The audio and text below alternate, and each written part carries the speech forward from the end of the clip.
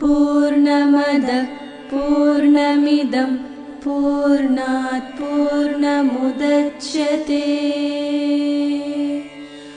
पूर्णस्य पूर्णमादाय पूर्णमेवावशिष्यते।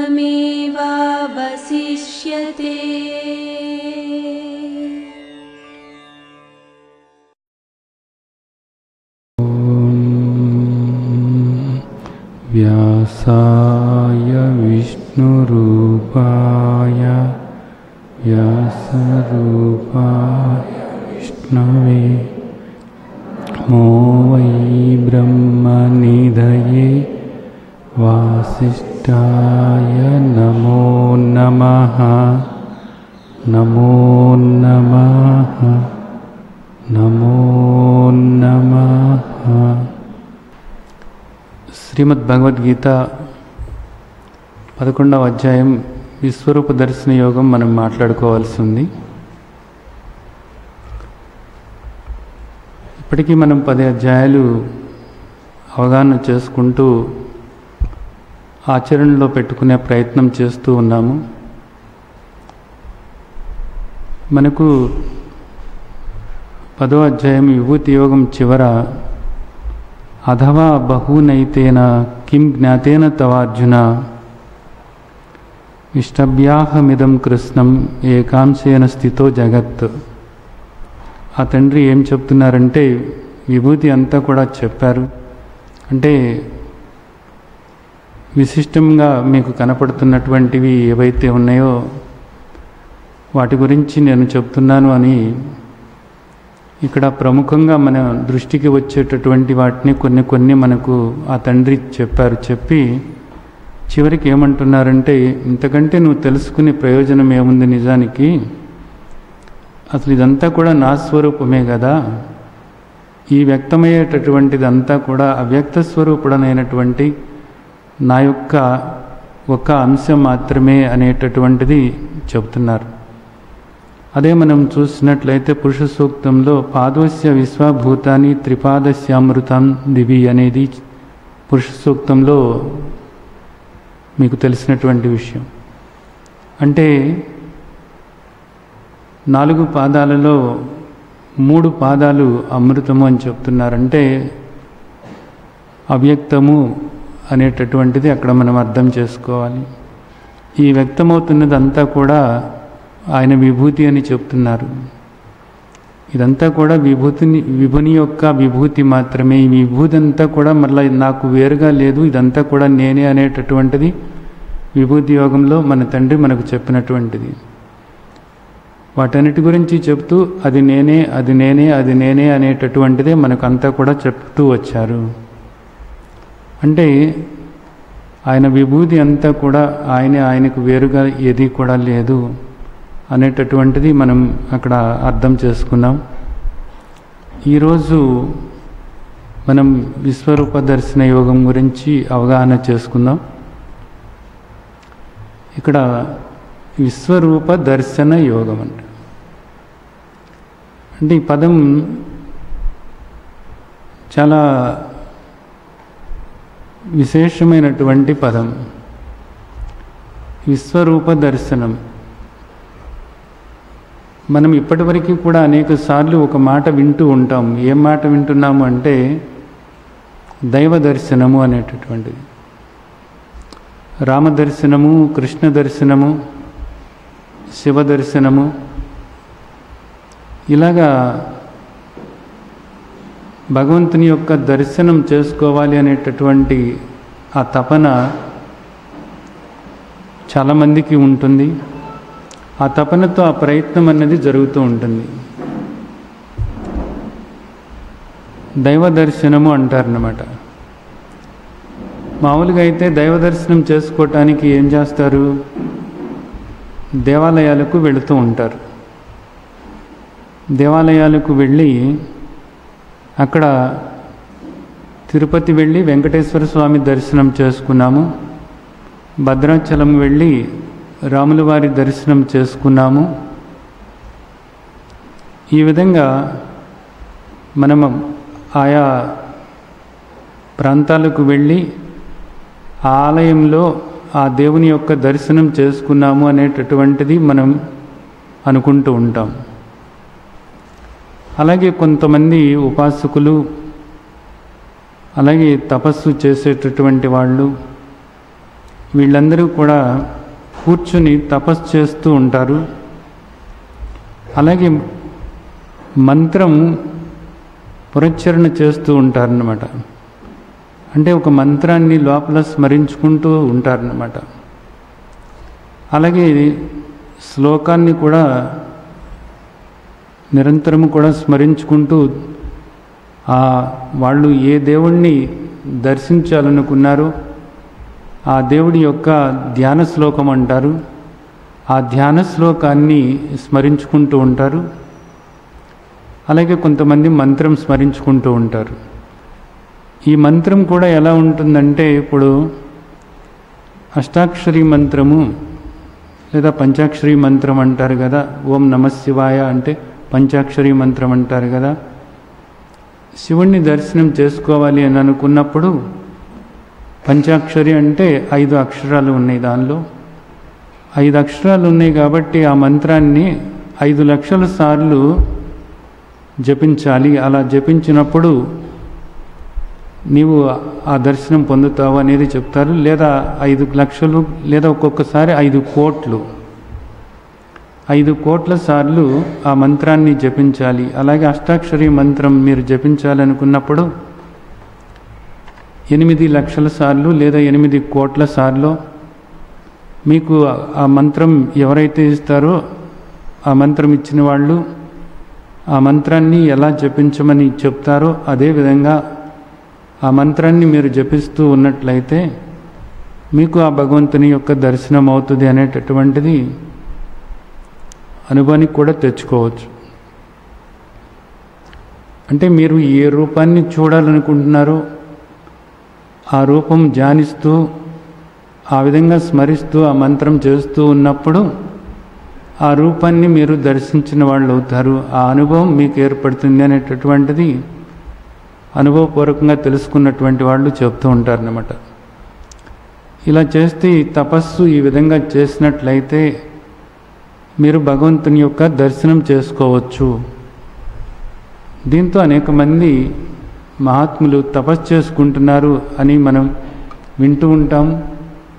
అలాగే కథల్లో చదువుతూ ఉంటాము, ఆయన తపస్సు చేసుకున్నారు అనేటటువంటిది.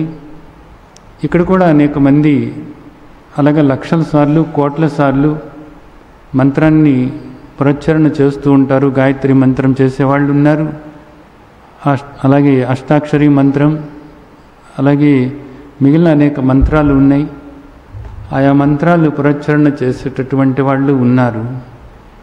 ఎందుకోసం ఇదంతా అంటే భగవంతుని యొక్క దర్శనం చేసుకోవటం కోసం అనేది. అంటే ఇప్పుడు తీర్థయాత్రలకు లేదా ఆయా దేవాలయాలకు వెళ్ళి దేవుణ్ణి దర్శనం చేసుకోవటం అన్నది అదొక పద్ధతి అయితే, ఈ విధంగా కూర్చుని తపస్సు చేస్తూ మంత్రం పురచ్ఛరణ చేస్తూ దేవుడి దర్శనం చేసుకోవటం అనేటటువంటిది ఒక పద్ధతి అన్నమాట. అయితే ఇక్కడ వచ్చి దర్శనం, ఏం దర్శనం? విశ్వరూప దర్శనం అన్నమాట. విశ్వరూప దర్శనం. ఇప్పుడు మీరు చూడండి, రామదర్శనం అంటారు. అంటే భగవంతుణ్ణి రాముడి రూపంలో చూడాలనుకుంటున్నారు, రామరూప దర్శనం అవుతుంది అది. అలాగే భగవంతుడు కృష్ణుని రూపంలో చూడాలనుకుంటున్నారు, అది కృష్ణరూప దర్శనం అన్నమాట. అలాగే భగవంతుణ్ణి శివుడిగా చూడాలనుకుంటే అది శివరూప దర్శనం అవుతుంది. అలాగే భగవంతుణ్ణి వెంకటేశ్వర స్వామిలాగా చూడాలనుకున్నప్పుడు వెంకటేశ్వర స్వామి రూప దర్శనం అవుతుంది. అంటే ఆయా రూపాల్లో మీరు భగవంతుణ్ణి చూడాలని అనుకుంటున్నారు. చూడాలనుకున్నప్పుడు ఒక్కొక్కళ్ళకి ఒక్కొక్క రూపం అంటూ ఇష్టం. కానీ ఒక్కటి మాత్రం సత్యం, భగవంతుడు ఒక్కటే అన్నది. ఇప్పుడు దాకా కూడా మీరు విభూతి యోగం వరకు 10 అధ్యాయాలు, మొదటి అధ్యాయం పని విషాద యోగం అనుకున్నప్పటికీ కూడా మరి 2వ అధ్యాయం దగ్గర నుంచి 10వ అధ్యాయం దాకా కూడా మీరు అవగాహన చేసుకుంటూ వచ్చారు. ఏది అవగాహన చేసుకుంటూ వచ్చారు? మత్త పరితరం నాణ్యత్ కించిదస్తి ధనంజయ మై సర్వమిదం ప్రోతం సూత్రే మణిగణ ఇవ. ఇక్కడ నువ్వు ఏది చూస్తున్నప్పటికీ కూడా అదంతా కూడా నా స్వరూపమే, నేను కాక మరేది లేదు, కించిత్ కూడా నాకంటే భిన్నమైనటువంటిది ఏది కూడా లేనే లేదు అనేటటువంటిది మన తండ్రి మనకు స్పష్టంగా చెప్తున్నారు. అవ్యక్త స్వరూపుడైనటువంటి నేనే నా మాయాశక్తి వల్ల వ్యక్తమై ఇలా కనపడుతున్నాను. ఈ వ్యక్తమవుతున్నది అంతా కూడా గుణాలతో కూడినటువంటిదే. ఇది తాత్కాలికమైనటువంటిది. నేను దీనికి ఆధారమై ఉన్నాను. ఇదంతా అష్టప్రకృతి అనబడుతుంది, అపర ప్రకృతి అనబడుతుంది. ఈ అపర ప్రకృతికి ఆధారమైనటువంటి నేను శాశ్వతమై ఉన్నాను, నేను చైతన్య స్వరూపమై ఉన్నాను అనేటటువంటిది మన తండ్రి మనకు స్పష్టంగా చెబుతున్నారు. కేవలము పరమాత్మ కాక ఇంకా మరేది కూడా లేనే లేదు. అంతా కూడా పరమాత్మే, పరమాత్మకు భిన్నంగా మరేది లేదు. సర్వం కల్విదం బ్రహ్మ, అంతా కూడా పరమాత్మే అనేటటువంటిది మనం అర్థం చేసుకుంటూ వచ్చాం. ఇప్పుడు ఇక్కడ వచ్చేటప్పటికీ మనకి విశ్వరూప దర్శన యోగము, వేదవ్యాస భగవానుల వారు ఈ పేరుతో మనకు ఒక గొప్ప బోధ మనకు చేస్తున్నారు, గొప్ప అవకాశాన్ని మనకు ఇవ్వబోతున్నారు. ఇక్కడ ఏమిటి? విశ్వరూప దర్శనం అన్నమాట. ఇందాక నేను చెప్పాను మీకు, రామరూప దర్శనం, కృష్ణ రూప దర్శనం, ఇలాగా ఆయా రూపాల్లో భగవంతుణ్ణి మీరు దర్శించాలనుకున్నప్పుడు ఆ రూపాన్ని ధ్యానిస్తూ ఉండాలన్నమాట. రామదర్శనం చేసుకోవాలనుకున్నప్పుడు, ఆ దర్శనం చేసుకోవాలనుకున్నప్పుడు ధ్యాన శ్లోకం అనేది ఉంటుంది ఒకటి. ఆ శ్లోకాన్ని గుర్తు చేసుకుంటూ రాముణ్ణి ఆ రూపంతో చూడాలి అనుకుంటూ ఆ విధంగా నువ్వు స్మరించుకుంటూ ఉంటే ఆ రూపంతోనే నీకు రాముడు కనబడతాడు. అలాగే కృష్ణుడు కనబడతారు. రాముడు కృష్ణుడే కాదు, మీరు ఒక రూపాన్ని అలాగ తలుసుకోవాలి అనుకున్నప్పుడు మీకు ఆ రూపం ఖచ్చితంగా మీరు చూడవచ్చు. ఏ రూపమైనప్పటికీ కూడా మీరు ఆ రూపాన్ని అదే ధ్యాసతో మీరు స్మరించుకుంటూ ఉన్నప్పుడు ఏ రూపాన్నైనా సరే మీరు మీ కళ్ళెదురుగా కూడా మీరు చూడవచ్చు అనేటటువంటిది ప్రతి ఒక్కరూ కూడా మీరు అనుభవానికి తెచ్చుకోవచ్చు. అయితే దానికి ఒక నియమంగా మీరు చేసుకెళ్లాల్సిన అవసరం ఉంటుందన్నమాట. ఇక్కడ ఒకటి మనం గుర్తుంచుకోవాలి. ఇప్పుడు విశ్వరూప దర్శనం,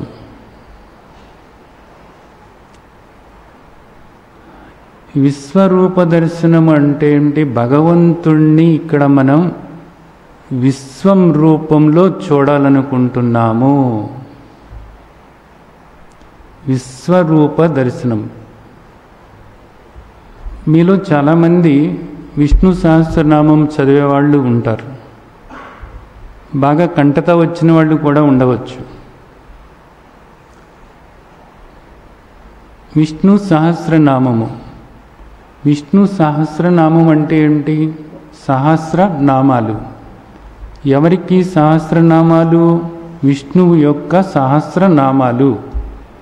అంటే విష్ణు భగవానుణ్ణి, అంటే ఆ పరమాత్మను సహస్రనామాలతో గుర్తు చేసుకోవటము ఏదైతే ఉందో అది విష్ణు సహస్రనామము అనబడుతుంది. విష్ణు సహస్రనామం అంటే సహస్రనామాలతో అన్నమాట. అంటే ఒక్కొక్క నామమే గుర్తు చేసుకుంటూ అక్కడ మీకు ఒక రూపం గుర్తుకొస్తే ఆ రూపము విష్ణు భగవానుడే, ఆ పరమాత్మే. ఆ రూపం గుర్తొస్తే ఇంకో రూపం గుర్తొస్తే అది ఆ భగవానుడే అని ఆయా రూపాలతో ఆయా నామాలతో ఉన్నటువంటివి ఏవైనప్పటికీ కూడా, ఎవరైనప్పటికీ కూడా,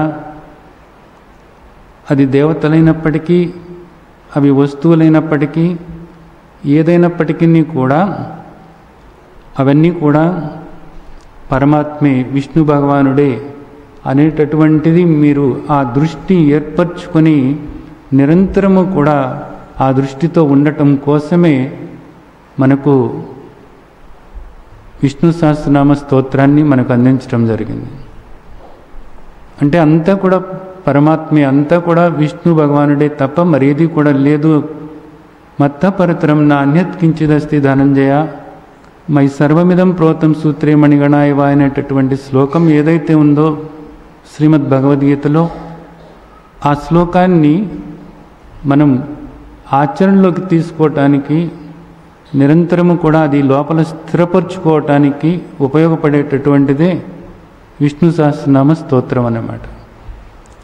సరే, విష్ణు సహస్రనామంలో విష్ణు భగవానుని యొక్క పేర్లు 1000 నామాలు, అవన్నీ కూడా 1000 నామాలు. 1000 నామాలలో మొట్టమొదటి నామం పేరేంటి? మొట్టమొదటి నామం పేరేంటి? విశ్వం. విశ్వం విష్ణుర్వషట్కారో. అంటే భగవంతుడికి ఉన్నటువంటి 1000 నామాలలో, విష్ణు సహస్రనామంలో మనకిచ్చినటువంటి నామాలలో మొట్టమొదటి నామం ఏమిటి అంటే విశ్వం. అంటే విశ్వం అంటే ఏంటి? ఇదిగో ఈ కనపడేదంతా కూడా విశ్వమే. కనపడేది అంటే కేవలము ఇక్కడ నీకు రూపంతో కనపడేదేనా? రూపంతో కనపడేది కాదు. ఇక్కడ ఆకాశం కనపడుతుంది, అంటే ఈ ఖాళీ కనపడుతుంది. ఈ ఖాళీ అంతా కూడా ఆకాశం కదా. నీకు కనపడేది అన్నప్పుడు కేవలము ఒక పదార్థం రూపంలోనే కాదు, ఈ చుట్టూతో, ఆ పదార్థానికి చుట్టూతో ఉన్నటువంటి ఆ ఖాళీ ఏదైతే ఉందో ఆ ఖాళీనే మనం ఏమంటున్నాము? ఆకాశం అంటున్నాము. ఆకాశం అంటే పంచభూతాల్లో ఒకటే కదా. కాబట్టి ఈ మొత్తం జగత్తు అంతా కూడా, ఈ విశ్వం అంతా కూడా, ప్రతిదీ కూడా ఏంటి? పరమాత్మే. పరమాత్మ కాగా మరేది కూడా కాదు. యావత్ విశ్వము కూడా పరమాత్మే. విష్ణు సహస్రనామం చదువుతున్నటువంటి వాళ్ళు ఎవరైనా సరే విశ్వం విష్ణుర్వషట్కారో అన్న ఆ పదం, విశ్వం అన్న మాట మాట్లాడితే ఇంకా ఇదంతా కూడా విష్ణుమూర్తి యొక్క స్వరూపమే, అంతే. ఇంకా ఏది చూసినప్పటికీ కూడా మీకు తండ్రి అని చెప్పేసి విష్ణు భగవానుడే గుర్తు రావాలి, అంతే. ప్రతిదీ కూడా అన్నమాట. ఏది ఎలా ఉన్నప్పటికీ కూడాను ఏ భేదము కూడా చూడకూడదన్నమాట. అంతా కూడా విశ్వం కనిపించేది, నీకు గోచరమయ్యేటటువంటిది నీ దేహం దగ్గర నుంచి ప్రతిదీ కూడా విష్ణు స్వరూపమే. విష్ణు స్వరూపానికి భిన్నంగా ఇక్కడ ఏది కూడా లేదు. కనిపించేది కనిపించినటువంటిది కూడా విష్ణు స్వరూపమే. ఏది అయినప్పటికీ కూడా విష్ణు స్వరూపమే, విష్ణువు కాక మరేది కూడా లేదు అనేటటువంటిది మనం అర్థం చేసుకోవాలి. విష్ణు సహస్రనామ స్తోత్రం చేసేవాళ్ళు ప్రతి ఒక్కళ్ళు కూడా ఇది ముఖ్యంగా అర్థం చేసుకోవాల్సిన విషయం. అలాగే ఇక్కడ మనకు విశ్వరూప దర్శన యోగం ఇచ్చారన్నమాట. విశ్వరూప దర్శనం అంటే ఏమిటి? విశ్వం రూపంలో ఉన్నటువంటి విష్ణు భగవానుని నీవు గుర్తు చేసుకుంటూ, ఈ విశ్వమంతా ఏదో కాదు విష్ణువే, విశ్వమంతా ఏదో కాదు విష్ణువే, విశ్వమంతా ఏదో కాదు పరమాత్మే, పరమాత్మే, పరమాత్మే, పరమాత్మే, పరమాత్మే, పరమాత్మ కన్నా భిన్నంగా ఏది కూడా లేనే లేదు అనేటటువంటి ఒక దృష్టి నీవు ఏర్పరచుకోవాలి.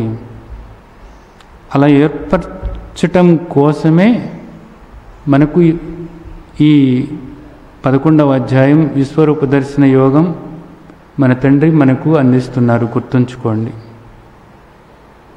అందుకు ఉపయోగపడాలి ఇది. అంతేగాని ఏదో నాకు కనపడుతుంది, ఏదో ఇక్కడ ఒక మహిమ జరుగుతుంది అనేటటువంటిది కాదు. ఇప్పుడు చూడండి, ఒకటి ఆలోచించండి. ఇక్కడ భగవంతుడిని దర్శించుకోవాలనుకుంటున్నాము అంటారు.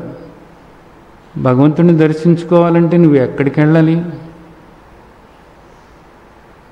ఎక్కడికి వెళ్ళాలి? ఇదంతా భగవంతుడే. భగవంతుడు కాంది అంటూ అసలు ఏమీ లేదు అని నువ్వు అర్థం చేసుకోవాలి. అది ముఖ్యం.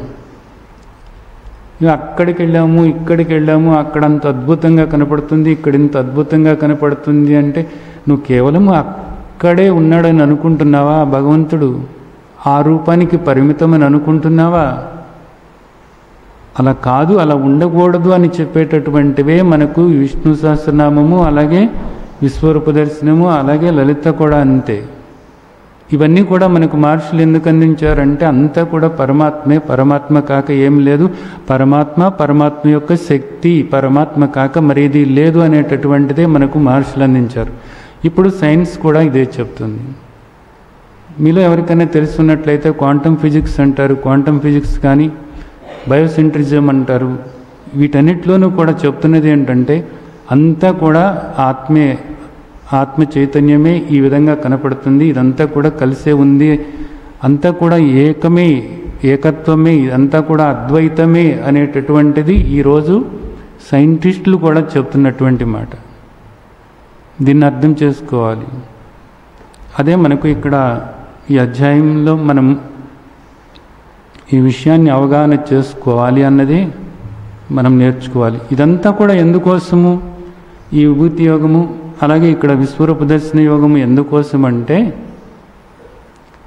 నీలో ఉన్నటువంటి రాగద్వేషాలని పోగొట్టుకోవటం కోసం. నీలో ఉన్న రాగద్వేషాలని పోగొట్టుకోవాలి. ఎలాగ పోగొట్టుకోవాలి? అంతా కూడా పరమాత్మే అనుకున్నప్పుడు నువ్వు దేన్ని ద్వేషిస్తావు ఇక్కడ? అందుకే మనకు తర్వాత భక్తి యోగం రాబోతుంది. ఈ అధ్యాయం అంతా అవగానే మనకు భక్తి యోగం అంటున్నారు. భక్తి యోగం అంటే ఏంటి? నీవు ఇప్పుడు దాకా ఏదో భక్తుడిని అని నువ్వు అనుకుంటున్నావు, అది కాదు, నీకు కావాల్సింది భక్తిని యోగంగా మార్చుకోవాలి అంటున్నారు. భక్తిని యోగంగా మార్చుకోవటం అంటే ఏమిటి? అంతా కూడా భగవంతుని స్వరూపంగా నువ్వు చూసినప్పుడు నువ్వు ఏ విధంగా ఉండాలో ఆ విధంగా ఉన్నట్లయితే అది భక్తి యోగం అవుతుంది. భక్తి యోగంలో మొట్టమొదటిగా మనకి ఏం చెప్పారు? అద్వేష్ట సర్వభూతానాం మైత్ర కరుణ ఏవశ అని చెప్పారు అనమాట. అద్వేష్ట అన్న ఆ పదంతో మనకు అక్కడ భక్తి యోగంలో ముఖ్యమైనటువంటి శ్లోకం మొదలైంది. అద్వేష్ట సర్వభూతానాం మైత్ర. ఇక్కడ నువ్వు ద్వేషంతో ప్రవర్తిస్తున్నావు అన్నమాట. ద్వేషంతో ప్రవర్తిస్తున్నావంటే ఎవరి పట్ల నువ్వు ద్వేషం? ఎవరున్నారనుకుంటున్నావు ఇక్కడ? భగవంతుడు. భగవంతుని పట్ల నువ్వు ద్వేషంతో ప్రవర్తిస్తున్నావు. మరి ఆ వ్యక్తి అలా ఉన్నాడు కదా, అలాంటి పనులు చేస్తున్నాడు కదా, అలా ఆ వ్యక్తి అలాగే ఉన్నాడు, ఆ పనులు అలాగే చేస్తున్నాడు. అయితే నువ్వు ద్వేషించాల్సిన అవసరం ఏమిటి?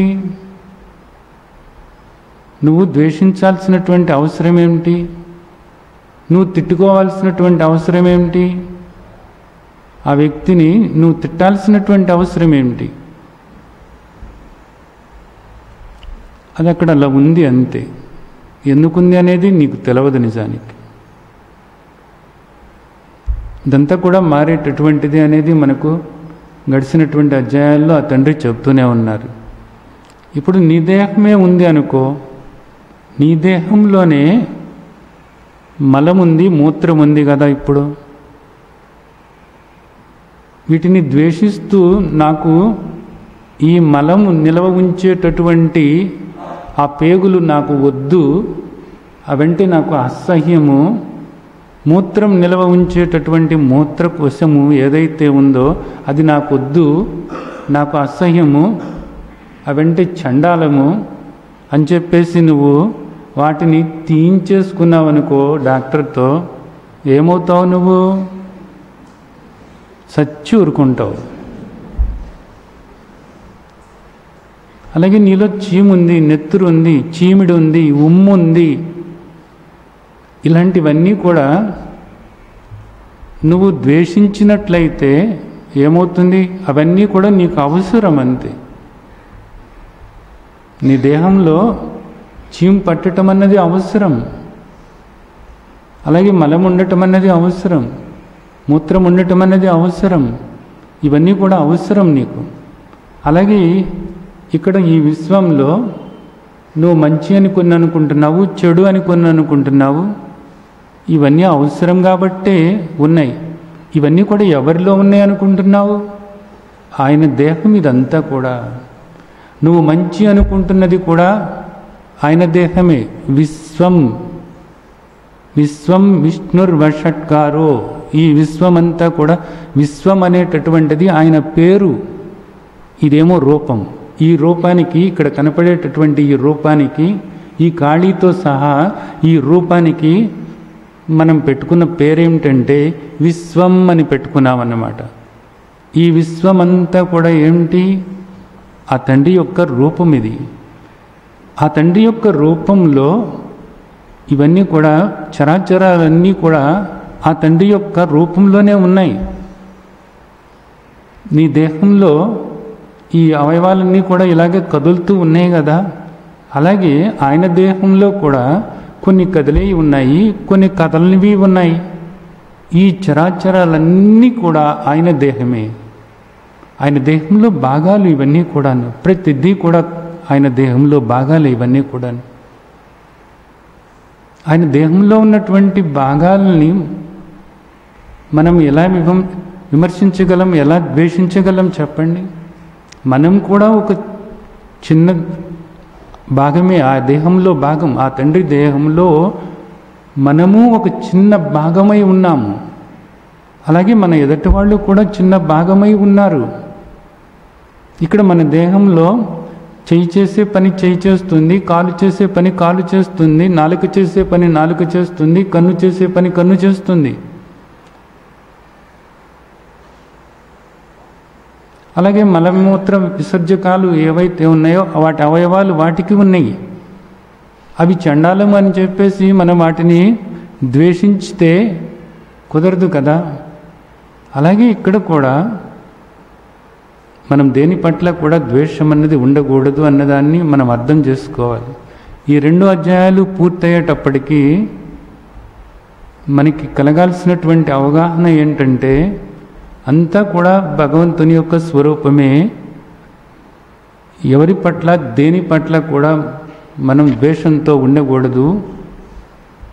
ఎప్పుడు కూడా అంతా కూడా పరమాత్మ స్వరూపమే, పరమాత్మకు భిన్నంగా ఏమీ లేదు అనేటటువంటి దాన్ని అభ్యాసం చేయాలి అన్నది, అది బాగా లోపల జీర్ణం చేసుకోవాలి.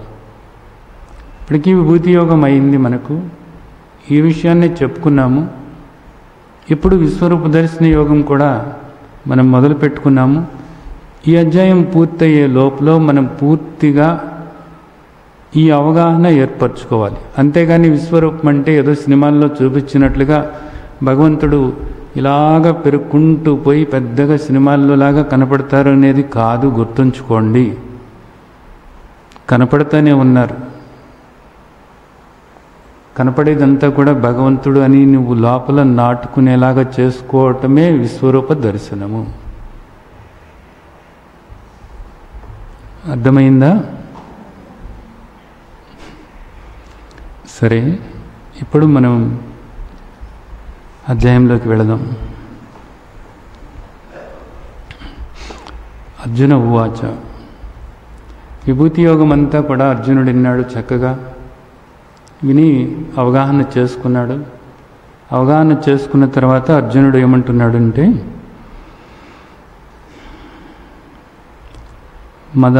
మదనుగ్రహాయ పరమం గుహ్యమాధ్యాత్మ సంజితం యత్వయోక్తం వచస్తేన మోహోయం విగతో మమ.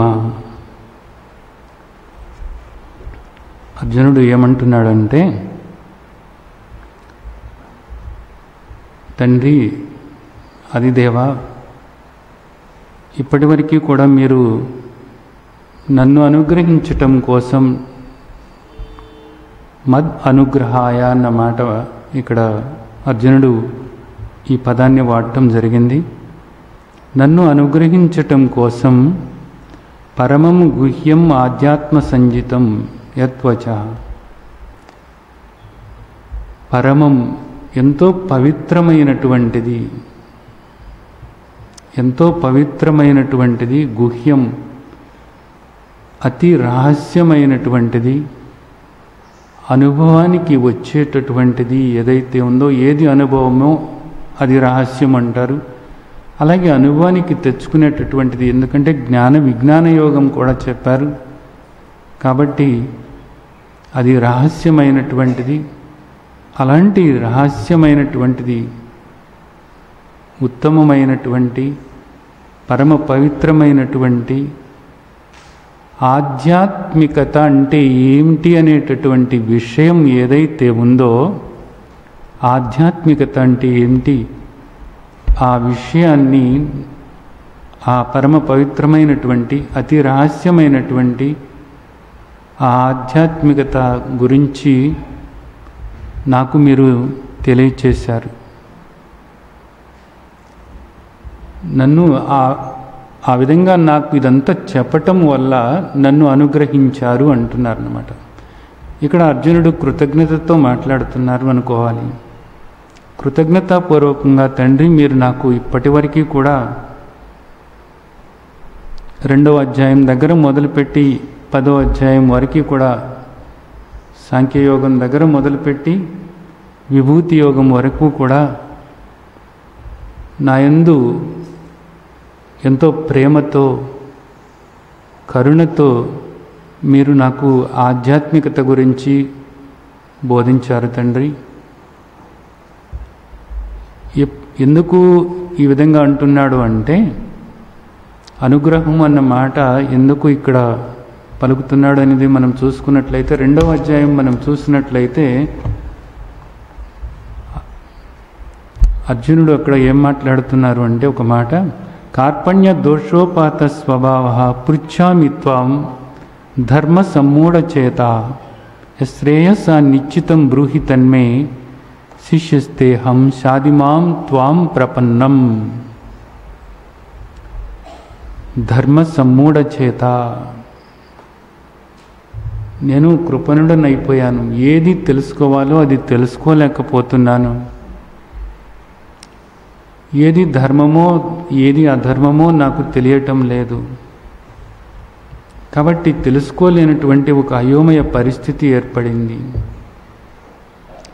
మొదటి అధ్యాయం అంతా కూడా విషాదయోగమే. ఏది తెలుసుకోవాలో ఏది తెలుసుకోకూడదో, ఏది ధర్మమో ఏది అధర్మమో, ఏది ధర్మమో ఏది అధర్మమో ధర్మ సమ్మూఢ చేత అంటున్నారన్నమాట. అంటే నాకు తెలవటం లేదు.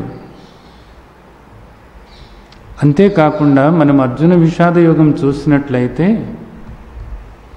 అర్జునుడికి విషాదం ఎందుకు కలిగిందంటే, మరణం అనేటటువంటిది ఒకటి ఉంది, వాళ్ళు మరణిస్తారో మేము మరణిస్తామో అనేటటువంటిది ఒక ఆలోచన.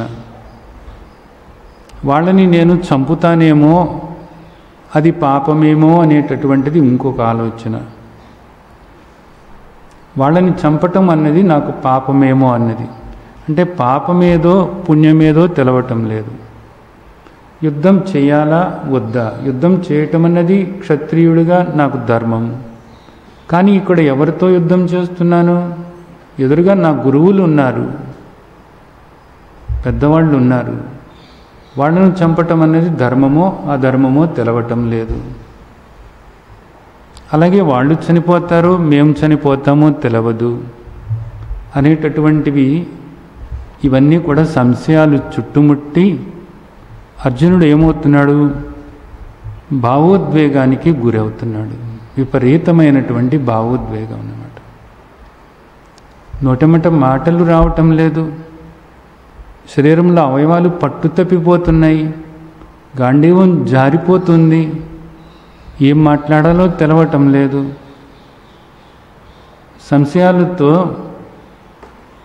ఒక ఆవేదనతో కూడి ఉన్నాడన్నమాట. ఒక దిక్కుతోచని పరిస్థితి, భయం ఆవరించింది. అధర్మం ఏదో, ధర్మం ఏదో తెలియకుండా పోయింది. ఆ పరిస్థితుల్లో కృష్ణుణ్ణి శరణు వేడాడన్నమాట. శిష్యస్తేహం షాదిమాం త్వం ప్రపన్నం.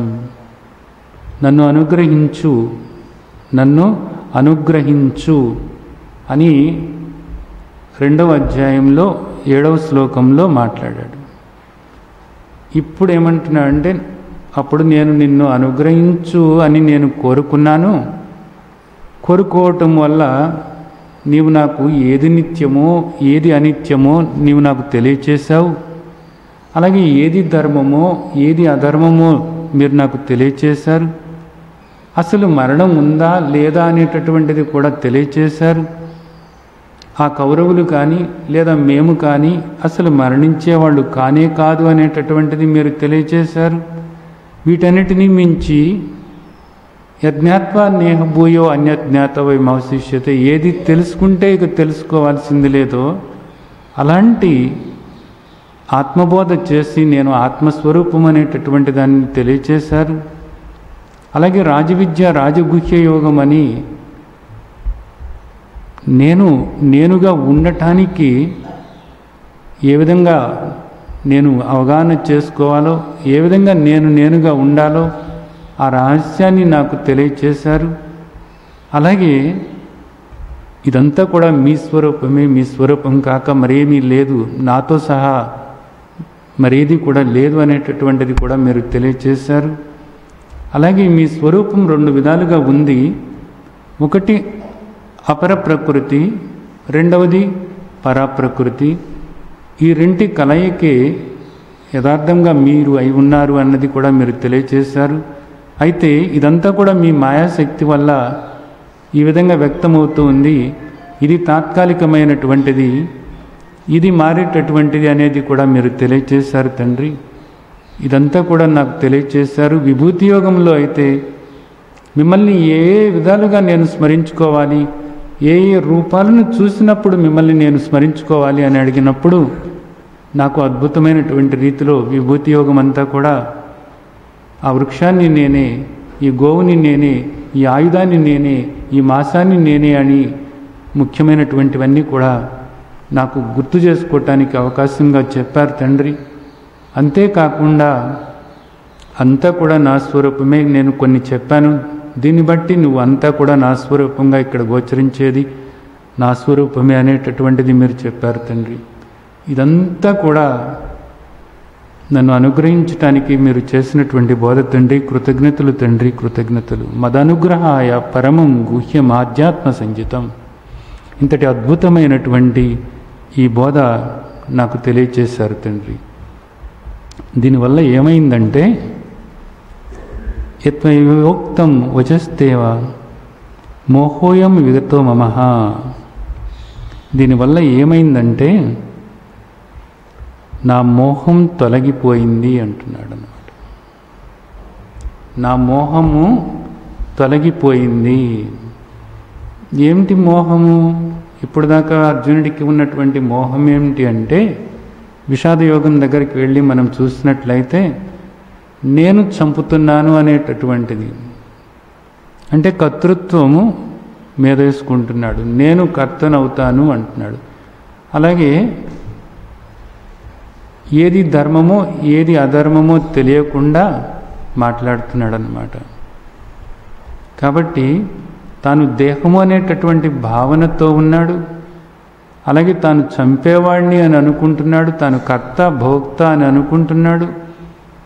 ఇవన్నీ కూడా అజ్ఞానంతో కూడినటువంటి ఆలోచనలు ఏవైతే ఉన్నాయో ఆ ఆలోచనలతో అర్జునుడు ఒక మోహంలో కూరుకుపోయి ఉన్నాడన్నమాట. ఇప్పుడు అర్జునుడు ఏమంటున్నాడంటే, నా మోహం పోయింది, నాకు అర్థమైంది. ఏమర్థమైంది? ఇప్పటివరకు మీరు చేసినటువంటి బోధ ఏదైతే ఉందో ఆ బోధ ప్రకారంగా నేను ఈ దేహం కాదు అన్నది నాకు అర్థమైంది. ఈ దేహాలు వస్తూ ఉంటాయి, పోతూ ఉంటాయి, ఆగమ అపాయను అనిత్య, ఇవన్నీ కూడా. అలాగే అంతా కూడా మీ స్వరూపమే, మీ స్వరూపం కాక ఇక్కడ ఏది కూడా లేదు అనేటటువంటిది. ఇదంతా కూడా విభూతి అంతా కూడా మీ స్వరూపమే అన్నది అర్థమైంది. ఇదంతా కూడా ఈ వ్యక్తమయ్యేటటువంటిది అశాశ్వతం అన్నది అర్థమైంది. ఇది ఒక్కొక్కసారి వ్యక్తమవుతూ ఉంటుంది, ఒక్కొక్కసారి అవ్యక్తంగా సూక్ష్మరూపంలో మీలోనే ఉంటుందనేది కూడా నాకు అర్థమైంది. ఇలాంటి విషయాలన్నీ కూడా నాకు అర్థమైనాయి. ఇప్పుడు నా మోహం పోయింది. మీరు చేసినటువంటి అద్భుతమైనటువంటి బోధ నా పట్ల అనుగ్రహంతో దయామయులైనటువంటి తండ్రి, మీరు చేసిన బోధ వల్ల నా మోహం తొలగిపోయింది అని చెప్తున్నారు.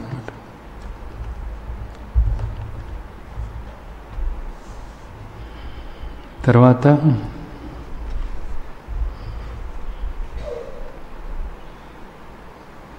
భవాప్యయౌ హి భూతానాం శ్రుతౌ విస్తరశో మయా త్వత్తః కమలపత్రాక్ష మహాత్మ్యమపి చావ్యయం.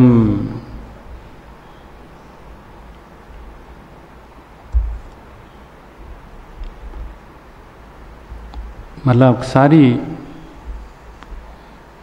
భగవంతుడు ఏం చెప్పారు అనే దాన్ని గుర్తు చేసుకుంటూ అర్జునుడు మాట్లాడుతున్నాడు అన్నమాట. భవాప్యాయౌ హి భూతానాం శ్రుతౌ విస్తరశో మయా. తండ్రి, దేవాదిదేవా, ఆదిదేవా, మీ స్వరూపాన్ని నాకు తెలియచేశారు. మీ యథార్థమైనటువంటి స్వరూపాన్ని మీరు నాకు తెలియచేశారు. విభుడిగా మీరు ఎలా ఉంటారో, విభూతిగా మీరు ఎలా ఉంటారు అంటే వ్యక్తమైనటువంటి మీ స్వరూపాన్ని నాకు తెలియచేశారు. అవ్యక్త స్వరూపమైన శాశ్వతమైనటువంటి మీ స్వరూపాన్ని కూడా నాకు తెలియచేశారు. అలాగే ఇక్కడ ఉన్నటువంటి ఈ చరాచర జగత్తుకు కూడా కారణం మీరే అనేటటువంటిది కూడా మీరు నాకు తెలియచేశారు తండ్రి. అంటే సృష్టి స్థితి లయాలకు కారణం, ఈ జగత్తుకు కారణం మీరే. మీరు కాక మరేది కూడా లేదు.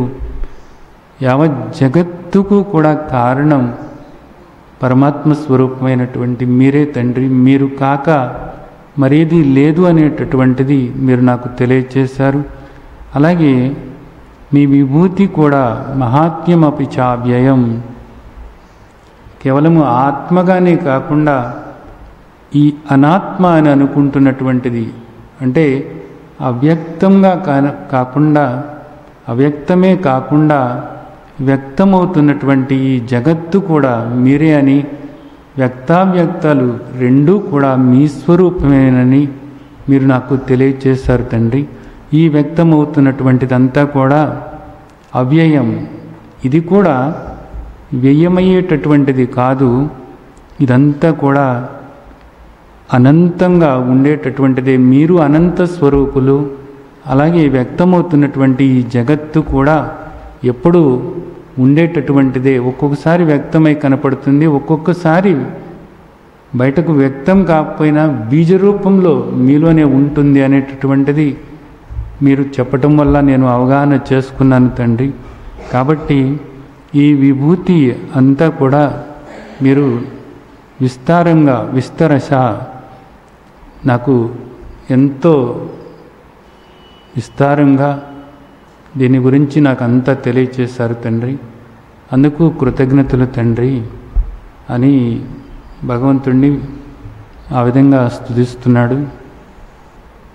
తర్వాత శ్లోకం చూసినట్లయితే, ఏవం ఏతత్ యథా ఆత్మత్వం ఆత్మానం పరమేశ్వర ద్రష్టుమిచ్చామి తే రూపం ఐశ్వరం పురుషోత్తం. ఇక్కడ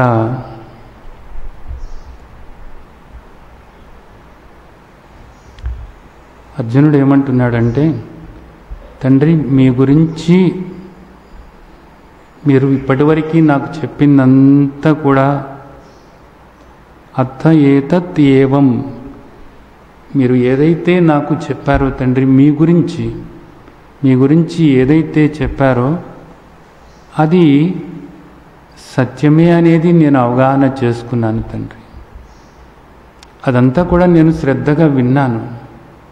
అదంతా శ్రద్ధగా విన్న తర్వాత నాకు అర్థమైంది. ఏమర్థమైంది అంటే, మీరు చెబుతున్నది 100కి 100 సత్యమే అని అర్థమైంది తండ్రి అని.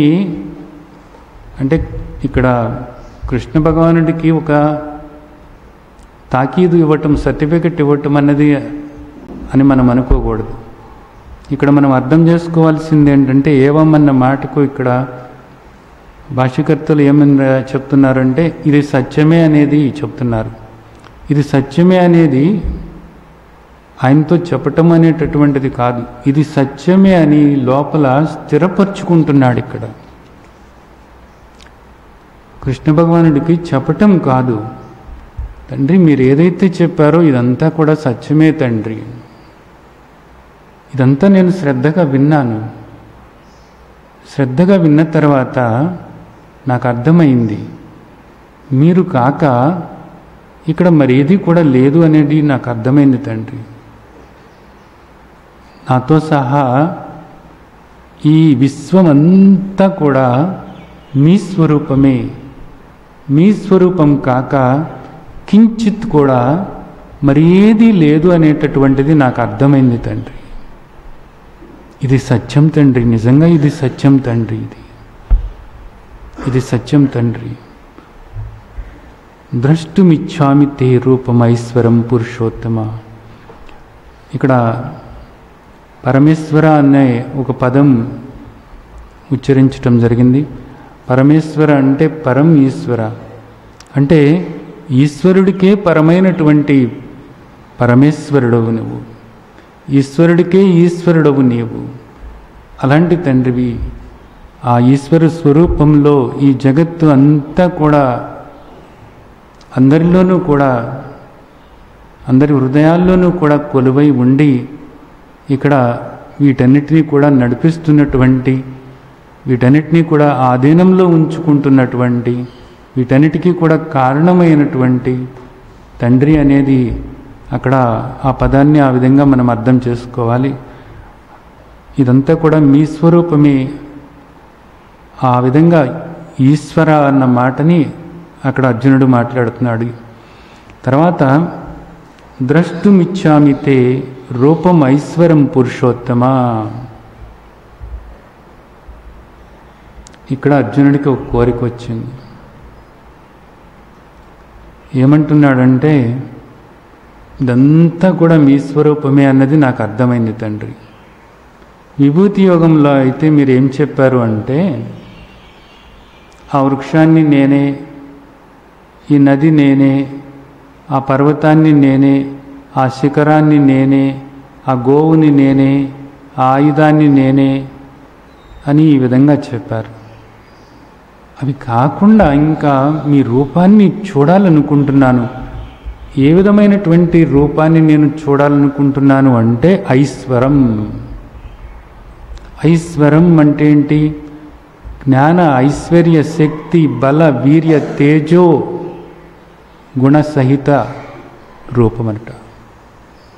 అంటే జ్ఞానము, ఐశ్వర్యము, శక్తి, బలము, వీర్యము, తేజస్సు, ఇవి 6 గుణాలన్నమాట.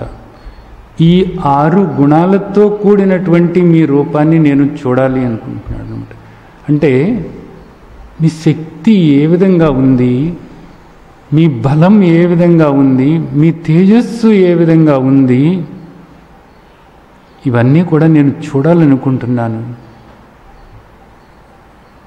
అనేది అడుగుతున్నాడు అన్నమాట. విభూతి యోగంలో అయితే ఇప్పుడు అశ్వత్థ వృక్షం ఇక్కడ మనకుంది. ఆ అశ్వత్థ వృక్షం నేనే అనేది మనం తెలుసుకున్నాం. కాబట్టి అశ్వత్థ వృక్షం దగ్గరికి మనం వెళ్ళినప్పుడు మనకు భగవంతుని స్వరూపం కదా అని భగవంతుని గుర్తు చేసుకోవటానికి వీలవుతుంది. గుర్తు చేసుకున్న తర్వాత కేవలము అశ్వత్థ వృక్షమే కాదు, ఆ పక్కన ఉన్నటువంటి ఆ వృక్షాలన్నీ కూడా ఆయనే కదా, ఆయన కాక మరేదీ లేదు కదా, ఆయన చెప్పారు కదా, ఈ వ్యక్తమయ్యేటువంటిదంతా కూడా ఆయన స్వరూపమే కదా అని భగవంతుణ్ణి ఆ విధంగా స్మరించుకోవటానికి విభూతి అంతా కూడా ఆ విభుడే కదా, ఆ తండ్రే కదా, ఇలా ఇలా కనపడుతున్నారు కదా అని అలా స్మరించుకోవటానికి ఉపయోగపడుతుంది. ఇప్పుడు అర్జునుడి యొక్క ఉద్దేశం ఏమిటంటే జ్ఞాన ఐశ్వర్య శక్తి బల వీర్య తేజో గుణసహితమైనటువంటి మిమ్మల్ని ఆ గుణ సంపన్నమైనటువంటి ఆ రూపంగా నేను చూడాలి అంటున్నాను అనమాట. ఇవన్నీ వ్యక్తం అవుతున్నప్పుడు, మీలో ఆ తేజస్సు వ్యక్తం అవుతున్నప్పుడు నేను చూడాలనుకుంటున్నాను, మీ శక్తి నేను చూడాలనుకుంటున్నాను. అలాగే మీ జ్ఞాన స్వరూపాన్ని నేను చూడాలనుకుంటున్నాను. ఈ విధంగా అర్జునుడు కోరుతున్నాడు అన్నమాట. అంటే కేవలము ఒక వస్తువునో లేకపోతే ఒక వృక్షాన్నో లేకపోతే ఒక మాసాన్నో కాకుండా ఆ వెనక ఉన్నటువంటి ఈ షడ్గుణాలను కూడా చూడాలి అని అనుకుంటున్నాడు అనమాట. ఐశ్వరం పురుషోత్తమ, ఇక్కడ పురుషోత్తమ అన్నమాట మళ్ళీ ఈ శ్లోకంలో 2 మాటలు పరమేశ్వర పురుషోత్తమ అన్నారు. పురుషోత్తమ అన్న మాటకు అర్థం ఏమిటంటే ఇక్కడ మనం 15వ అధ్యాయంలో చూసినట్లయితే అర్థమవుతుంది. క్షరపురుషుడు అక్షర పురుషుడు, క్షరపురుషుడికి అక్షర పురుషుడికి వేరుగా ఉన్నవాడు పురుషోత్తమ. సరే, అక్కడ ఆ అధ్యాయం దగ్గరికి వెళ్ళినప్పుడు మనం మాట్లాడుకుందాం. ఇప్పుడు ఆ పురుషోత్తమ అంటే క్షర అక్షరాలకు భిన్నంగా ఉన్నటువంటి పురుషోత్తమ అని దాని అర్థం. కాబట్టి ఆ పరమాత్మే పురుషోత్తముడు అనబడుతున్నాడు. అలాగే ఇక్కడ పరమేశ్వర అన్న దానికి కూడా అర్థం ఏంటంటే పరమాత్మ అన్న పదానికి కూడా పరమేశ్వర అన్న పదానికి కూడా పరమాత్మ అన్న అర్థమే గుర్తుంచుకోండి. కొన్ని సందర్భాల్లో కొంతమంది దీనికి ఎట్లా వ్యాఖ్యానం చేశారు అంటే పరమేశ్వర అన్నప్పుడు ఇక్కడ శివుడు అని కూడా అర్థం వస్తుంది, పురుషోత్తమ అన్నప్పుడు విష్ణువు అని అర్థం వస్తుంది. అలాగే శివుడు విష్ణువు వేరు కాదు అనేటటువంటిది కూడా ఇక్కడ మనం అర్థం చేసుకోవాల్సింది. ఉన్నది పరమాత్మే కాబట్టి, ఉన్నది ఒక్కటే సత్యం కాబట్టి శివుడు విష్ణువు కూడా వేరు కాదు అనేటటువంటి దానికోసమని చెప్పేసి వ్యాసభగవానుల వారు మనకు ఈ విధంగా ఇచ్చారు అన్నది కూడా కొన్ని వ్యాఖ్యానాల్లో మనకు కనపడుతూ ఉంటుంది. ఏదేమైనప్పటికీ కూడా అలా చూసినా ఇలా చూసినా ఏ విధంగా చూసినప్పటికీ కూడా పరమాత్మ కాక మరేది కూడా లేదు అన్నప్పుడు అన్నీ కూడా దానిలోనే కలిసి వస్తాయి. గుర్తుంచుకోండి. ఇప్పుడు ఇక్కడెప్పుడు కూడా మనం గుర్తుంచుకోవాల్సింది ఏంటి? ఈ శ్లోకం అంతా కూడా పరమాత్మే అనేటటువంటిది గుర్తుంచుకోవాలి. ఇది అంతా కూడా పరమాత్మే. ఎవ్రీథింగ్ ఈజ్ గాడ్ కాబట్టి ఎవ్రీథింగ్ ఈజ్ గుడ్. అంతా కూడా భగవంతుడే కాబట్టి అన్నీ కూడా బాగానే ఉన్నాయి. ఎలా తప్పు పడతావు? ఇందాకే మనం చెప్పుకున్నాం, నీ దేహంలో ఉన్నటువంటివి మలమూత్రాలని నువ్వు బయటకు వస్తే అసహించుకోవచ్చు, కానీ అవి నీలో ఉండాలి, నీలో ఉన్నప్పుడు వాటిని అసహించుకొని వాటిని ద్వేషిస్తూ ఉన్నట్లయితే నువ్వు జబ్బున పడతావు. ఆ తర్వాత దుఃఖం అనుభవించాల్సి ఉంటుంది. కాబట్టి నీతో సహా ఇక్కడ నీకు కనిపించేది ప్రతిదీ కూడా భగవంతుని దేహంలో బాగాలే అనేటటువంటిది లోపల నాటుకుపోయేలాగా చేసుకోవాలి. ఇక్కడి నుండి గట్టిగా లోపల ఏర్పరచుకోవాలి. కంతే.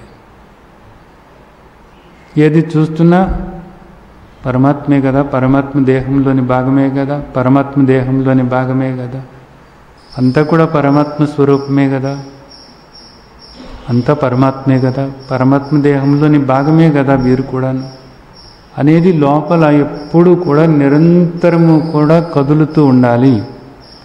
ఇది పారమార్థిక సత్యము. వ్యవహారిక సత్యం ఏమిటి? వ్యవహారిక సత్యం ఏమిటి అంటే ఇక్కడ నువ్వు మళ్ళా ఒక ఉదాహరణ నీ దేహంలోనే తీసుకుంటే నీ కాళ్ళను నడవటానికి ఉపయోగించుకుంటున్నావు, చేతులు ఇవ్వటానికి పుచ్చుకోవటానికి ఉపయోగిస్తున్నావు. కాదు నేను చేతులతో నడుస్తాను అంటే అది సాధ్యమయ్యేది కాదు. నీ దేహంలో ఉన్నటువంటి అన్ని అవయవాలు కూడా నీకు కావాలి, అన్ని అవయవాలు కూడా నీకు కావాలి. అయితే ఏ అవయవాన్ని ఎందుకు ఉపయోగిస్తున్నావో అందుకే ఉపయోగిస్తున్నావు. నీ దేహంలో కూడా నీకు లివర్ ఎందుకు ఉపయోగపడాలో అందుకే ఉపయోగపడుతుంది, మూత్రపిండాలు ఎందుకు ఉపయోగపడాలో అందుకే ఉపయోగపడుతూ ఉంటాయి, గుండె ఏ పని చేయాలో ఆ పని చేస్తూ ఉంటుంది, శ్వాసకోశాలు ఏ పని చేయాలో ఆ పని చేసుకుంటూ పోతూ ఉంటాయి. ఇవన్నీ కూడా దేని పని దానికి ఉంది. అలాగే ఇక్కడ ఎవరి పని వాళ్ళు చేస్తున్నారు. నీవు కొందరు బాగున్నారు అంటున్నావు, కొందరు బాగాలేదు అంటున్నావు, కొన్ని మంచివి అంటున్నావు, కొన్ని చెడ్డవి అంటున్నావు, కొందరు మంచివాళ్ళు అంటున్నావు, కొందరు చెడ్డవాళ్ళు అంటున్నావు. కానీ అన్నీ కూడా అందరూ కూడా ఆ తండ్రి దేహంలోని భాగాలే. ఇది నీవు గుర్తుంచుకోవాలి. అయితే వాటితో నువ్వు ఎలా ఉండాలో అలా ఉండాలి. ఇప్పుడు పెద్ద పులి ఉంటుంది. పెద్ద పులి పరమాత్మ దేహంలోని భాగమే. ఒక పిల్లి కూడా పరమాత్మ దేహంలోని భాగమే. పిల్లితో నువ్వు ఎలా వ్యవహరించాలో అలా వ్యవహరించవచ్చు. పిల్లిని దగ్గరకు తీసుకోవచ్చు, నీ ఒళ్ళో కూర్చోబెట్టుకోవచ్చు. పరమాత్మ దేహంలోని భాగమే కదా పిల్లి అని పిల్లిని తీసుకొని నీవు చక్కగా ఒళ్ళో కూర్చోబెట్టుకొని అంతా పరమాత్మే, పరమాత్మ కాక మరేమీ లేదు అని నువ్వు అక్కడ ఆనందంగా ఉండవచ్చు. అలాగే కొంచెంసేపు అయిన తర్వాత నువ్వు ఈ పెద్ద పులి నీకు కనపడిందనుకో, పెద్ద పులి కూడా పరమాత్మ దేహంలోని భాగమే అనుకుని పెద్ద పులిని తీసుకుని ఒళ్ళో కూర్చోబెట్టుకుంటాను అంటే కూర్చోబెట్టుకోవటానికి ఇక నువ్వు ఉండవు. అది చక్కగా నిన్ను భోంచేస్తుంది. కాబట్టి పెద్ద పులితో ఎలా ఉండాలో అలాగ ఉండు. కానీ పెద్ద పులి కూడా పరమాత్మ దేహంలోని భాగమే అని గుర్తుంచుకో. ద్వేషించకు, దాన్ని ద్వేషించకు. పులితో ఎలా వ్యవహరించాలో అలా వ్యవహరించు, పిల్లితో ఎలా వ్యవహరించాలో అలా వ్యవహరించు. దాన్ని చూస్తున్నప్పుడు దీన్ని చూస్తున్నప్పుడు ఒకటి గుర్తుంచుకో, లోపల అది ఇది కూడా పరమాత్మ దేహంలోని భాగాలే, పరమాత్మ కాక మరేది కూడా లేదు. ఇది లోపల ఏర్పరచుకుని దేని పట్ల కూడా నువ్వు ద్వేషం ఏర్పరచుకోకూడదు. ఇది బాగా గుర్తుంచుకోవాలి. ఈ అధ్యాయం అయ్యేటప్పటికీ ఇది లోపల స్థిరపడాలి. దేని పట్ల ఎవరి పట్ల ద్వేషం ఏర్పరచుకోకూడదు అనేది అంతా కూడా పరమాత్మే అనేటటువంటిది లోపల స్థిరపరచుకోవటం కోసమే మనకు మన తండ్రి ఈ అధ్యాయాన్ని అందిస్తున్నారు. బాగా గుర్తుంచుకోండి. సరే, తర్వాత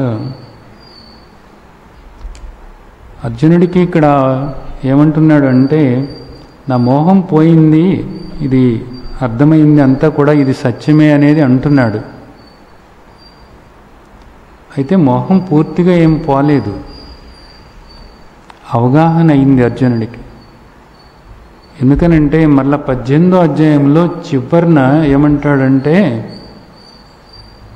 నష్టో మోహ స్మృతిర్లబ్ధ్వా ప్రసాదాన్మయ అచ్యుత స్థితోస్మి గత సందేహ కరిష్యే వచనం తవ అంటాడు అనమాట. అప్పుడు నష్టో మోహ స్మృతిర్లబ్ధ్వా, నాకు స్మృతి కలిగింది, అవగాహన అయింది. ఇదంతా విన్నాడు. విన్న తర్వాత కొన్ని తొలగిపోయినాయి, అపోహలన్నీ కూడా తొలగిపోయినాయి. అందుకే కదా యుద్ధం చేశాడు. అపోహలన్నీ కూడా తొలగిపోయినాయి, అవగాహన వచ్చింది, నాకు బాగానే వచ్చింది. మీరంతా చెప్పింది సత్యమే అనేది నాకు తెలుస్తుంది, సత్యమే అనేది తెలుస్తుంది. కానీ ఇంకా పూర్తిగా మోహం పోతే, ఇంకా పూర్తిగా తాను తెలుసుకుని ఉన్నట్లయితే ఇంకా భగవద్గీత తర్వాత అధ్యాయాలతో సంబంధం లేదు ఇక. కానీ ఇప్పుడు అర్జునుడు ఏమంటున్నాడు, నిన్ను ఇంకా ఇలాగ చూడాలని అనుకుంటున్నాను అంటున్నాడు అన్నమాట. ఆ తర్వాత అధ్యాయాల్లో కూడా అర్జునుడికి కొన్ని ప్రశ్నలు వస్తూనే ఉంటాయి అన్నమాట. అంటే ఈ మోహం పూర్తిగా పోవాలి అంటే పూర్తిగా తత్వం ఏదైతే ఉందో ఆ తత్వం పూర్తిగా అనుభవంగా మారాలి అని అనుకుంటే అడ్డుపడుతున్నటువంటివి ఏవైతే ఉన్నాయో అవి పోవాలి. అందుకని తర్వాత అధ్యాయాల్లో మనకి ఏం చెప్తున్నారు అంటే, గుణత్రయ విభాగ యోగం ఉంది, అలాగే దైవాసుర సంపద్ విభాగ యోగం ఉంది, శ్రద్ధాత్రయ విభాగ యోగం ఉంది. ఈ అధ్యాయాలన్నింటిలోనూ కూడా మనలో ఉన్నటువంటి మాలిన్యం ఏదైతే ఉందో ఆ మాలిన్యాన్ని అంతా కూడా పోగొట్టుకోవటానికి కావలసినటువంటి బోధ రాబోయే అధ్యాయాల్లో చేయబోతున్నారు. ప్రత్యేకించి దైవాసుర సంపద్విభాగ యోగంలో పూర్తిగా ప్రక్షాళన చేసుకోవటానికి కావలసినటువంటి మనలో ఉన్నటువంటి ఆ దుర్గుణాలు ఏవైతే ఉన్నాయో, ఆ అసురభావాలు ఏవైతే ఉన్నాయో వాటన్నిటినీ కూడా మన కళ్ళ ముందు పరిచి, ఇదిగో ఇవన్నీ కూడా నువ్వు పోగొట్టుకోవాలి అని చెప్పి మనకు ఒక యోగ్యత ఆ తండ్రి కలిగిస్తున్నారు.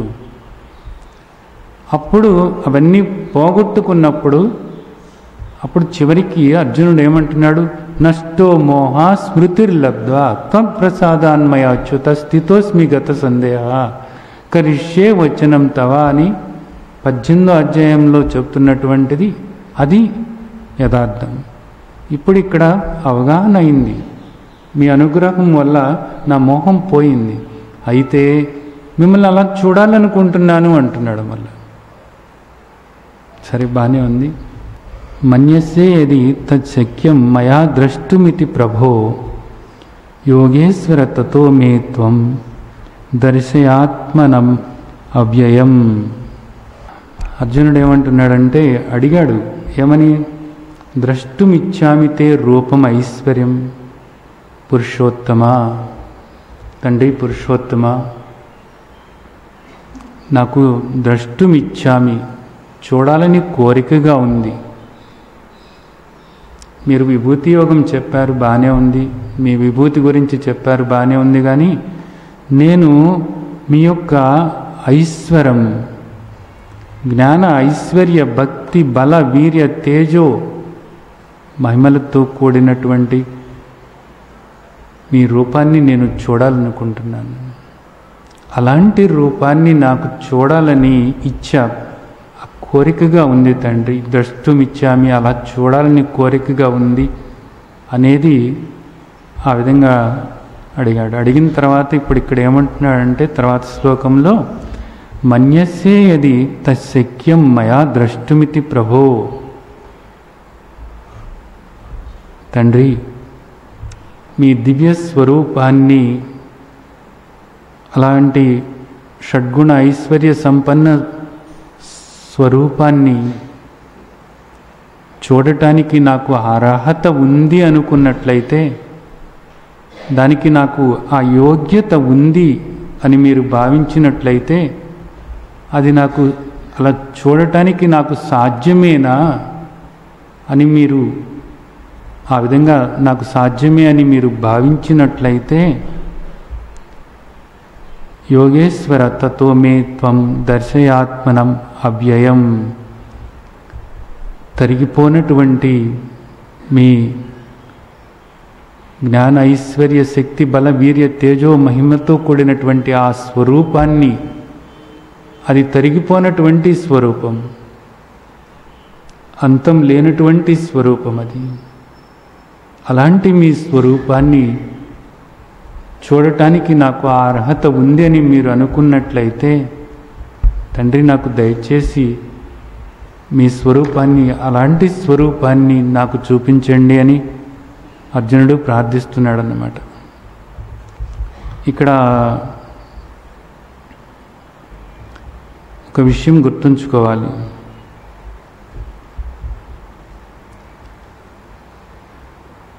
అలాంటి మీ స్వరూపాన్ని చూడటానికి నాకు సాధ్యమేనా అనేటటువంటిది, సాధ్యమేనా అనేటటువంటి దానికి మనం ఎలా తీసుకోవాలంటే, నేను అర్హుడనేనా అనేటటువంటిది. అలాంటి అర్హత నాకు ఉన్నట్లయితే నాకు మీరు దాన్ని చూపించండి అంటున్నాడు. ఇక్కడ మనం ఒక విషయాన్ని మనం అర్థం చేసుకోవాలి. భగవంతుణ్ణి దర్శించాలి అని అనుకుంటారు అందరూ కూడా. భగవంతుణ్ణి దర్శించినప్పుడు ఏమైందంటే, మాకెంతో ఆనందం కలిగింది అంటారు. చాలామంది ఈ రోజుల్లో కూడా వాళ్ళు కోరుకున్నటువంటి రూపంలో భగవంతుణ్ణి దర్శిస్తూ ఉండొచ్చు. చాలామంది చెప్తూ ఉంటారు, బాబాని మేము దర్శించాము అనేది. లేకపోతే విష్ణుమూర్తిని మేము దర్శించాము అనేటటువంటిది కూడా చెప్తూ ఉండవచ్చు. అది యథార్థం కాదు అని మనం ఎప్పుడు అనుకోకూడదు. ఎవరైతే ఆ తపనతో ఉంటారో, ఎవరైతే నిరంతరం కూడా ఆ ధ్యాసతో ఆ ధ్యానంతో ఉంటారో, వాళ్ళకి ఆ రూపం వాళ్ళ కళ్ళతోనే చూడవచ్చు కూడా. దానిలో యథార్థం కానిటువంటిది ఏది కూడా లేదు, యథార్థమే కూడాను. అయితే ఇక్కడ మనం ఆలోచించాల్సింది ఏంటంటే, ఇప్పుడే కాదు ఎప్పటి నుంచో కూడా అనేక మంది ఇందాక చెప్పుకున్నట్లుగా మహాత్ములు తపస్సు చేసి ఎన్నో సంవత్సరాల పాటు భగవంతుని యొక్క దర్శనం పొందిన వాళ్ళు ఉన్నారు. అలా పొందినప్పుడు ఏమైంది అంటే వాళ్ళకి ఎంతో ఆనందం కలిగిందని చెప్తారు.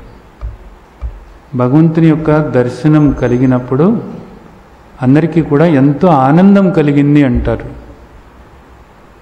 ఆ తండ్రిని మా కళ్ళతో మేము చూశాము, అందుకు మాకు ఆనందం కలిగింది, పరమానందం కలిగింది అంటారు.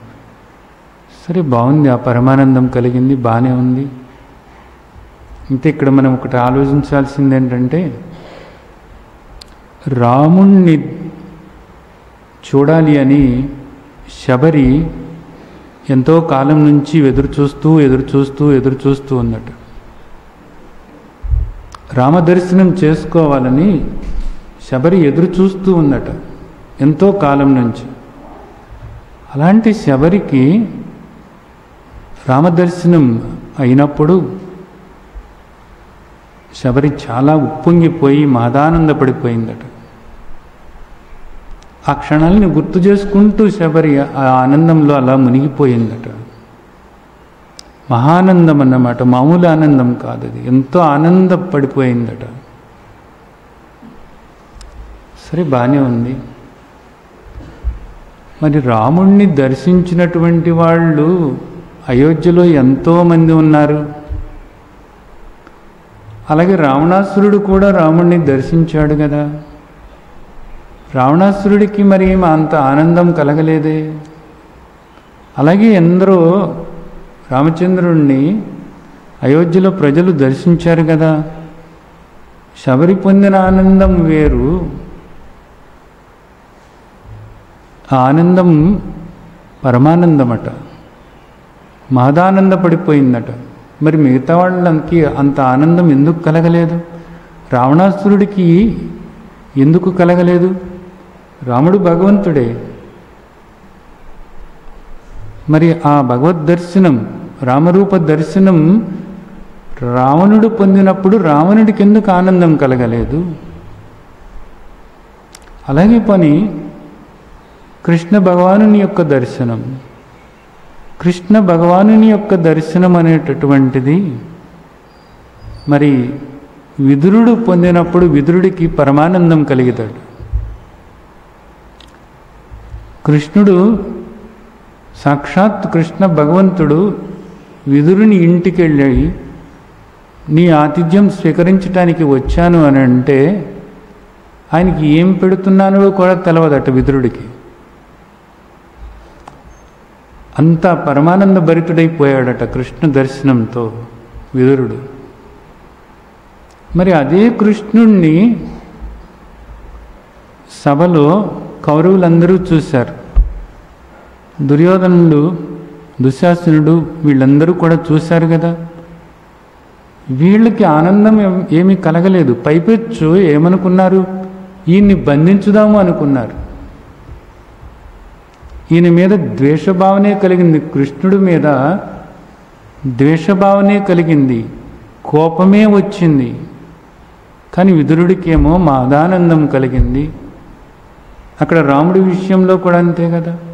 శబరికేమో మహదానందం కలిగింది, రావణుడికేమో ఒళ్ళు మండింది. అంటే దీని అర్థం ఏమిటి?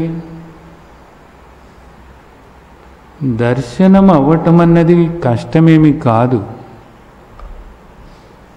ఆ దర్శనం అనేటటువంటిది మనకు ఆ మహదానందం కలిగిస్తుందా లేదా అనేటటువంటిది.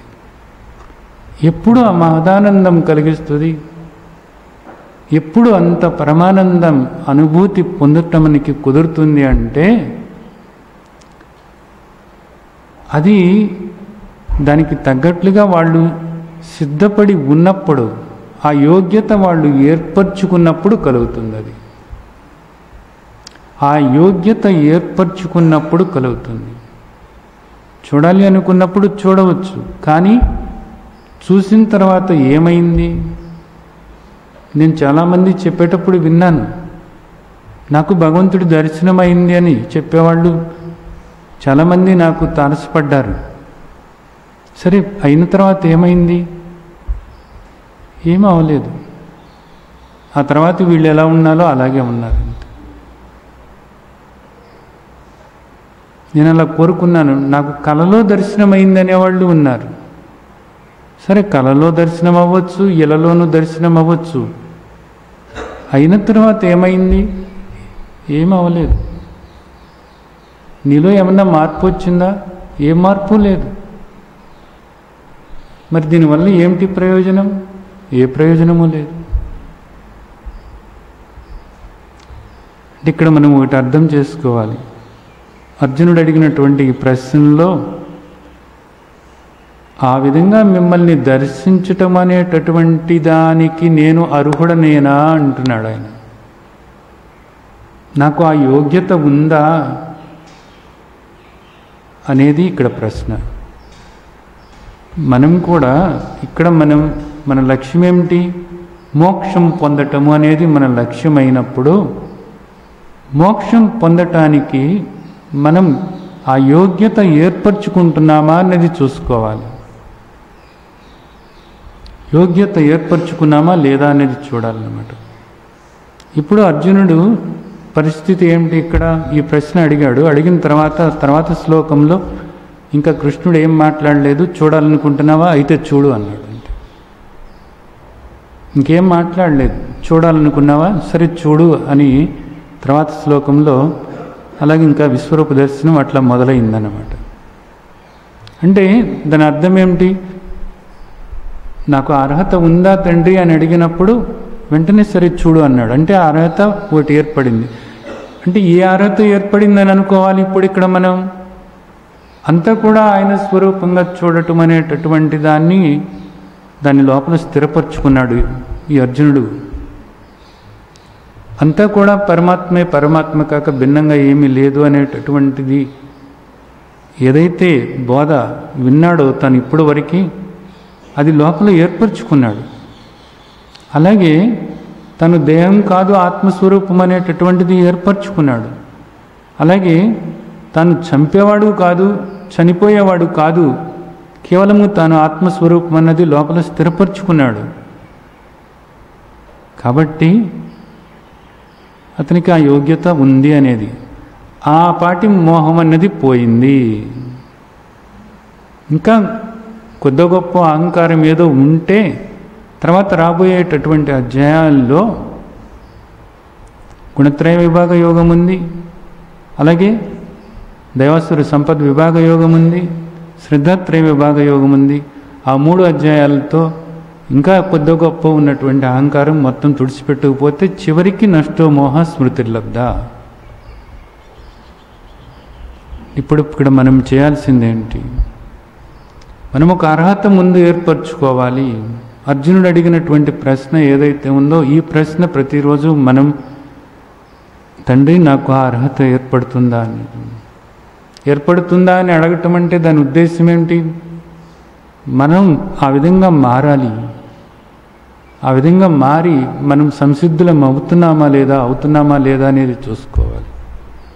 మనలో ఉన్నటువంటి మాలిన్యం ఏదైతే ఉందో, ఈర్ష్య, అసూయ, ద్వేషము, కోపము, కపటము, శత్రుత్వము, ఇతరులను అసహించుకోవటము, ఇతరుల్లో తప్పులు చూడటము, వాళ్ళ గురించి తప్పుగా మాట్లాడటము, వాళ్ళని వేదనకు గురి చేయటము, వాళ్ళ శాంతికి భంగం కలిగించటము, ఇవన్నీ కూడా పూర్తిగా పోగొట్టుకోవాలి. ఇవన్నీ కూడా పోగొట్టుకోవాలి.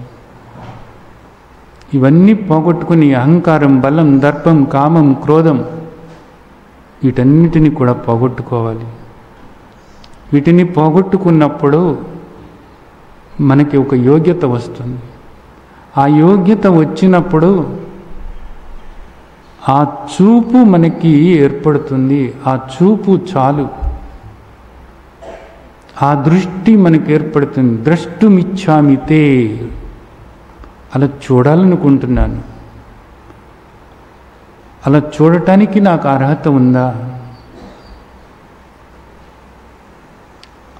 ఇక్కడ చూడటం అన్న మాటకు అర్థం ఏమిటి? ఆ అనుభవంతో ఉండాలనుకుంటున్నాను నేను.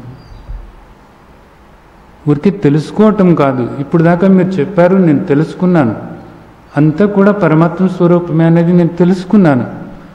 కానీ ఇంకా అలా చూడాలనుకుంటున్నాను, ఆ దృష్టితో ఉండాలనుకుంటున్నాను నిరంతరము కూడా. ఆ దృష్టితో ఉండటం అంటే ఏమిటి? స్థిత ప్రజ్ఞ లక్షణాలు ఏవైతే ఉన్నాయో ఆ లక్షణాలు ఇక్కడ వ్యక్తమవుతూ ఉండాలి. అది అనుభవం. ఆ స్థిత ప్రజ్ఞ లక్షణాలు మనకి అనుభవంగా మారాలి అంటే మనకి ఈ అర్హత ఏర్పరచుకోవాలి. ఆ అర్హత ఏర్పరచుకోవాలి. మనలో ఉన్నటువంటి మాలిన్యాన్ని పోగొట్టుకోవాలి, వాసనలు పోగొట్టుకోవాలి. పోగొట్టుకున్నప్పుడు మనకు ఆ యోగ్యత వస్తుంది. అప్పుడు తండ్రి చెప్పినటువంటి ఈ జ్ఞానం అంతా కూడా లోపల జీర్ణమైపోయి నిరంతరం కూడా ఆ దృష్టితో ఉండి స్థితప్రజ్ఞ లక్షణాలు ఏవైతే ఉన్నాయో ఆ ప్రకారంగా జీవితం సాగుతూ ఉంటుంది. అది మనం కోరుకోవాల్సింది. అది మీరందరూ కూడా దీన్ని అర్థం చేసుకుని స్థితప్రజ్ఞులుగా ఉండి ఆ తండ్రితో ఏకమవ్వాలని, ఆ స్థితప్రజ్ఞతలో ఉన్నటువంటి ఆ మాధుర్యాన్ని మీరందరూ ఆస్వాదించాలని ఆశిస్తూ ఆ విధంగా ఆశీర్వదిస్తున్నాను. జై సచ్చిదానంద్.